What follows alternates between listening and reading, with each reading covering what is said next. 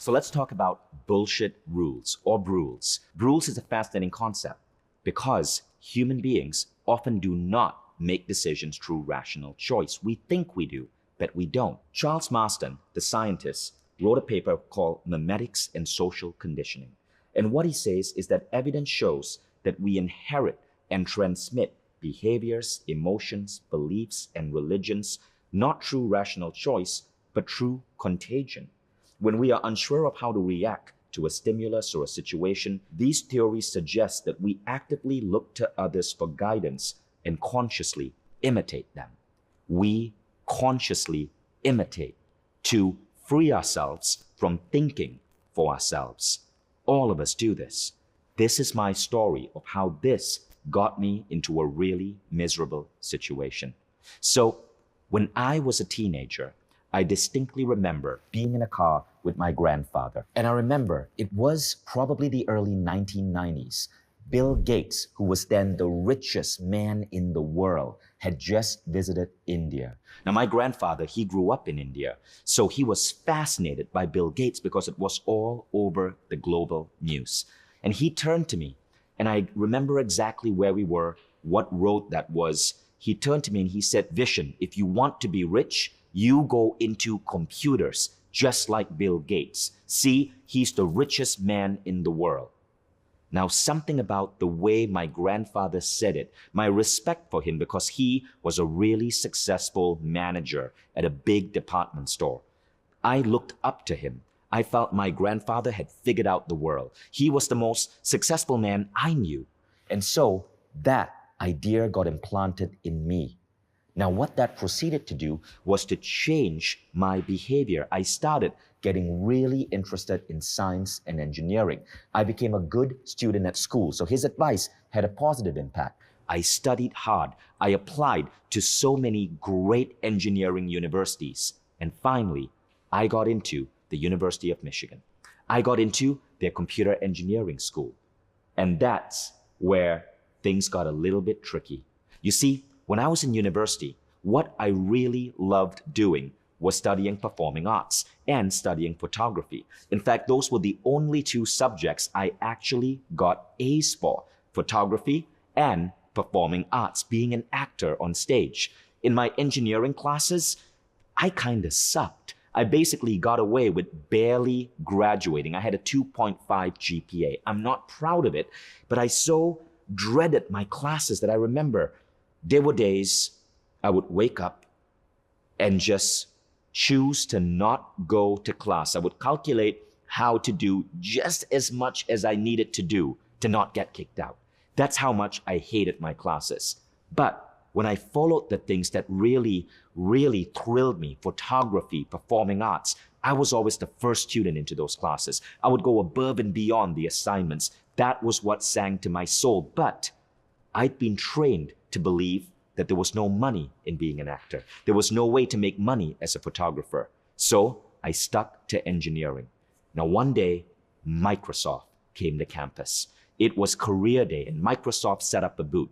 And Microsoft was the company to work for in 1998. Working for Microsoft then was like working for Apple today. So I went up to the Microsoft booth because I knew if I got a job at Microsoft, I would be making my grandfather, who was now deceased, so proud. Now, I wasn't the best engineer, but I was really good at performing arts, which means I knew how to really do well in an interview. Somehow, I got the job. I became one of the 1% of American computer science students who got accepted into Microsoft that day. And man, was I proud. I remember how well they treated all their new hires. A fancy apartment near Redmond, Washington. They gave us a free bike. We were being paid more than I would ever expect to earn as a junior in college. And I was supposed to be so happy. But I wasn't. I remember waking up one day in my beautiful apartment, paid for by Microsoft, looking up at my beautiful mountain bike hanging on the wall, another gift from this amazing company. I knew I had to show up at work in 3 hours. I would have my own private office with 3 monitors. But I dreaded my work. I hated my job. It was so tough waking up every day in the morning. I was living, I realized, my grandfather's dream, not my dream. My grandfather was the one who wanted me to be like Bill Gates. And that weekend, I had a massive realization. See, that particular weekend, Bill Gates himself invited all of us new hires to his home, looking out at Lake Washington. I walked into one of the most beautiful, intelligent homes in the entire United States. I was on Bill's beautiful lawn, gazing out at the lake. Bill was behind me, actually serving hamburgers off a barbecue grill to the other new hires. He was such a good man, so friendly, treated us so well. And around him, all my other workmates were going up to shake his hand, to listen to his stories. And as much as I respected Bill, I was too ashamed to shake his hand because I knew that I was failing him. I wasn't excited about my job. I hated showing up at work every day. It just didn't speak to me. And so I was the only person that day who probably didn't shake Bill Gates' hand. And remember, I love Bill and I still do. I respect him. He was a great boss, a great man, a great leader. But I was living a lie. And I was ashamed of what I'd done. I was showing up every day as a tiny portion of myself. I wasn't giving my best to my company because I was following the dream that my grandfather had implanted in me. And so I decided to quit. 11 weeks into Microsoft, I decided to quit and get out of there. Except I was too chicken to quit because my parents were going to be so upset. My dad paid hundreds of thousands of dollars for my computer engineering degree. So instead I got myself fired. I basically holed myself up in my office playing the computer game Age of Empires nonstop, knowing I was eventually going to get caught. And I did. My manager kicked me out of Microsoft, and that was the end of my career in that field. Now what's funny is that when I left Microsoft, I felt that I had failed, but I didn't actually fail. That was actually one of the smartest decisions I would end up doing. My life for the next years would flounder. I wouldn't immediately have it all figured out. But I started to realize that our souls often speak to us with greater truth than the outside world. I was following my grandfather's version of what is a successful life. And it led me to waking up one day wondering, what the hell am I doing? I hate my job. I hate getting out of bed. And so many of us do that. I was lucky to figure it out in 11 weeks. Some people figure it out in 11 years. It's the reason why so many people wake up one day at the age of 40 wondering, what the hell happened to my life?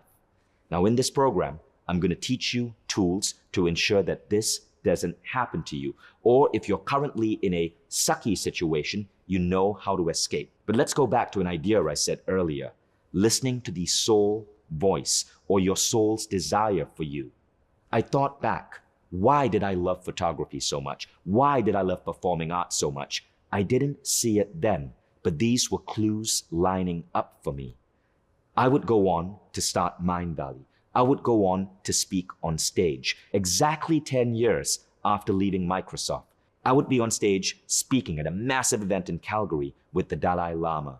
It was my first big speaking opportunity. And my talent as a performing artist, as an actor, would come back. And I would take that stage with a passion that would get me voted one of the best speakers that day. That would start my speaking career, something I truly enjoy. That ability to speak on stage translated to the ability to teach in camera, which is why I'm doing this program now. Now, let's look at photography. Because I was so passionate about photography, I became a photojournalist. And my passion for photography translated to giving Mind Valley one of its biggest competitive edges. If you look at anything from Mind Valley, people say we have great design. As early as 2011, people in the industry were saying that we were changing the industry because we were bringing aesthetics and design and beauty to all our websites and all our products. If you look at this program today, you will see the aesthetics behind the filming of this program. This is where my class in photography was actually a tiny breadcrumb leading me to my destiny. So you see, we think that imitation will get us to success, But what if life is so much friendlier than that? What if we exist in a benevolent universe? What if our soul really knows what we are meant to do? And that the voice you should really be listening to is the voice inside. I was lucky to get a realization early on to quit the job that was draining my soul and to learn to listen to my soul. And although it took a few years, I ultimately was guided onto the path I was really meant to be. I want you to reflect on that idea and ask yourself, are you really doing what lights you up? I want you to ask yourself, what are the clues from your past that might be pointing to the true direction you need to take your life? And I want to give you a tool to help you unravel some of this, unravel the beliefs, the mental structures, the ideas of what is right in the world that you've taken on, possibly through imitation, just like I imitated my grandfather's definition of success. So let's talk about Brules or bullshit rules.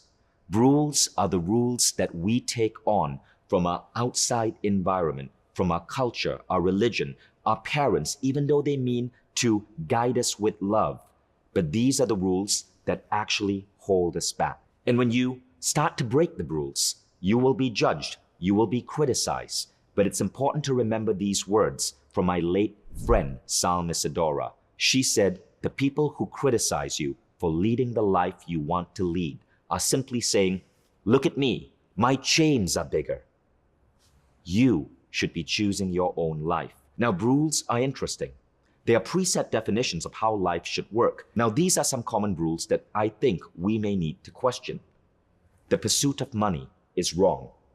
Success equals hard work. Working 9 to 5 makes you productive. Be realistic in your goals. You need a college degree to be successful. Every woman needs a man. We must have a national citizenship. Religion is needed for us to be good, moral people. Over the years, I've come to believe that almost all the rules above are fundamentally wrong. And these are fairly basic rules. As we go deeper into this program, as we go deeper down the rabbit hole, we'll be unraveling some other things that may not be apparent as rules immediately.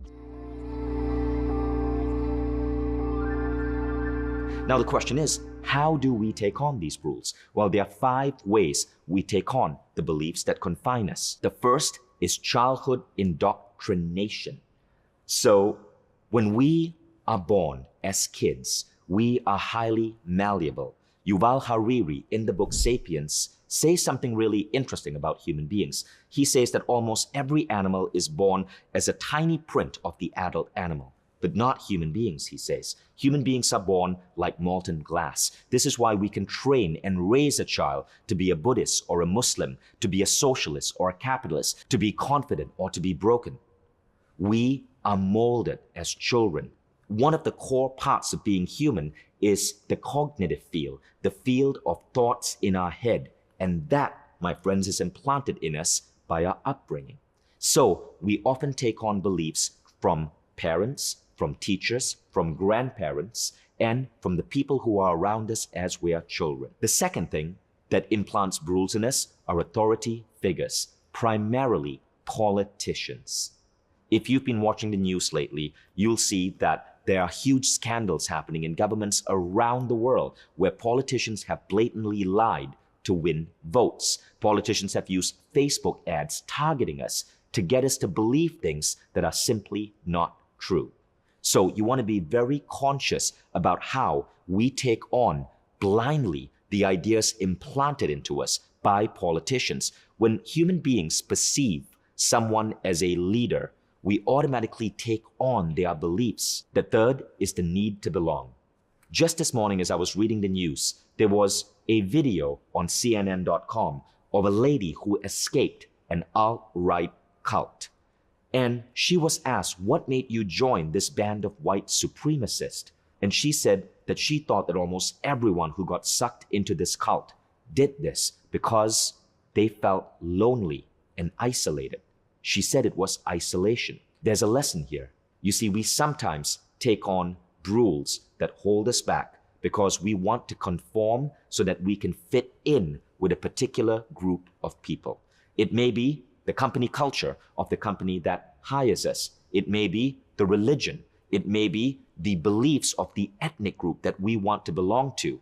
But very often, while these groups give us a sense of belonging, some of these groups could have really dangerous Brules. And you want to be aware of that. So our brains are not perfect rational machines. When we are first born, we are highly trainable. And when we are adults, we tend to obey leaders. And third, we will often suppress rational thought to fit into a group. Keep these three ideas in mind because they will help you identify when you are making irrational choices and suppressing your own soul's desire.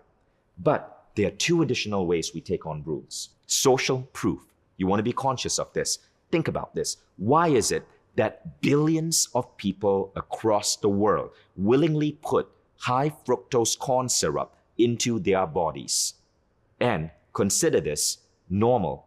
I'm talking, of course, of Coca-Cola. If you look at brilliant marketing engines like Coca-Cola, they basically use social proof to sway you.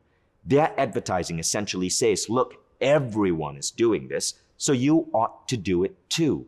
And they use all sorts of tricks of advertising. If you watch any Coke ad, you see people happily chugging Cokes, running, holding hands down a hill. They associate Coke with positivity, and they suggest that if everyone's doing it, hey, you got to do it too.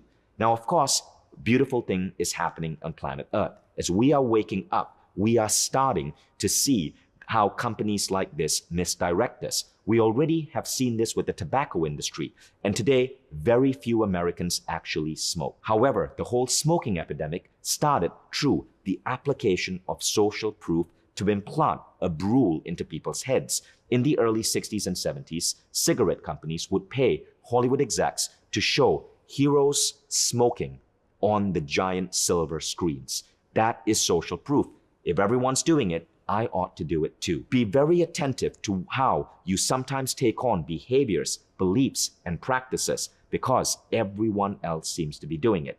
Now, the fifth way we take on a Brule is through our own internal insecurities. This is the meaning-making machine in our head.